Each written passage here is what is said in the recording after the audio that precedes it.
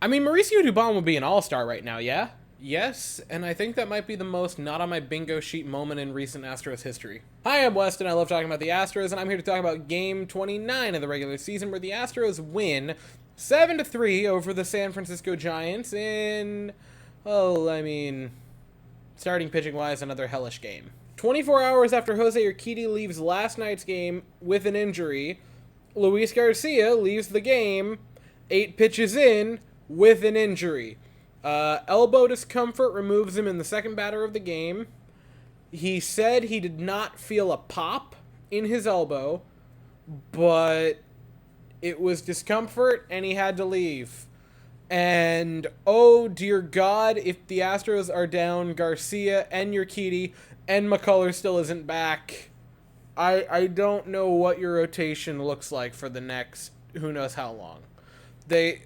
Baker touched on Urquidy today, and it wasn't good. He said he looks like he'll be out a while, and oh no.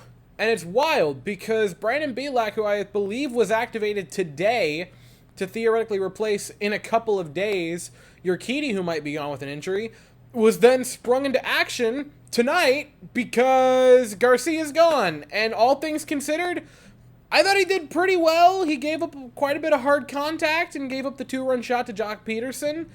But 2 runs, 4 innings, 3 strikeouts, I think 9 swings and misses. Let me double check that.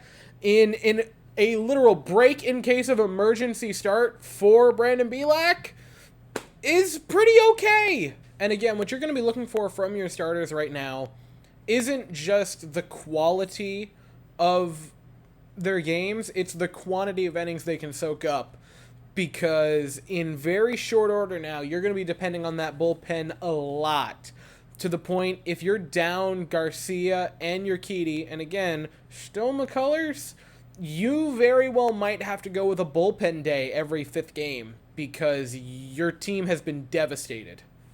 Phil Maton came in for the 5th and 6th and pitched shutout baseball, only gave up 1 hard hit ball, didn't pick up any strikeouts, but also didn't give up any walks or runs, so it was perfectly fine. Again, right now you're just looking for quantity of innings.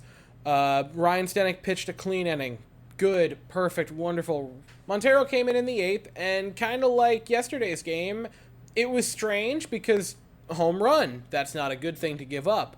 But pair of strikeouts, that's a good thing. And in the 9th inning, God asked if Ryan Pressly could go cut down some players, and he ended up doing so, picks up a strikeout in his inning of work, nothing too shabby out of Ryan Pressly. And then we talk about the Astros offense that was a statistical anomaly for the evening, because 10 base hits and 9 of them were singles, including whatever the hell the 7th inning was, but we'll get to there. They get on the board first in the 1st inning.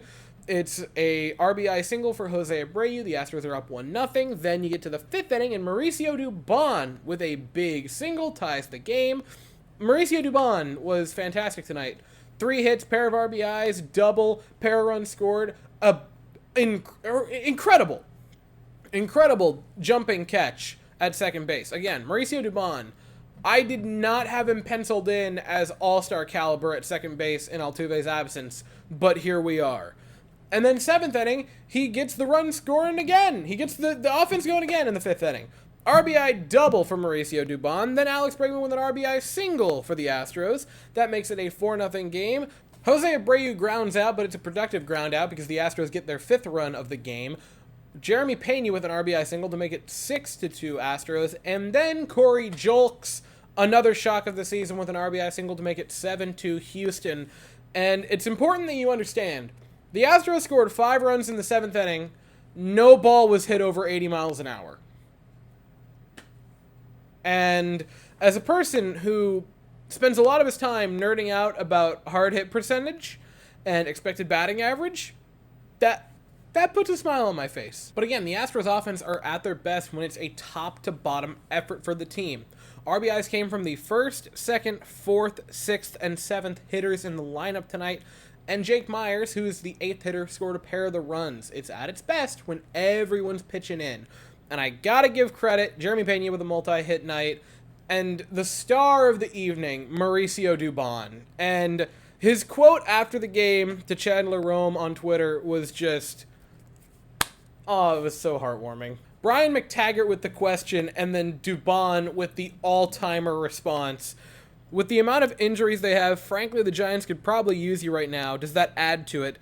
DuBonds, thank God they don't. Thank God they don't. I'm good here. I'm good here. It's been a family, and I'm enjoying every moment of it.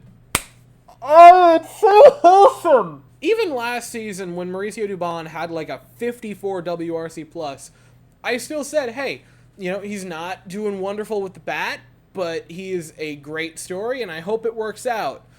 And man, this season so far, he might legitimately be the best player on this team overall. If you look at offensive and defensive numbers, it might be Mauricio DuBonds. And it's not just that Mauricio DuBonds had a good start to the season, it's who he's doing it for. Obviously, Altuve didn't leave in free agency or get traded away or anything. He's just injured.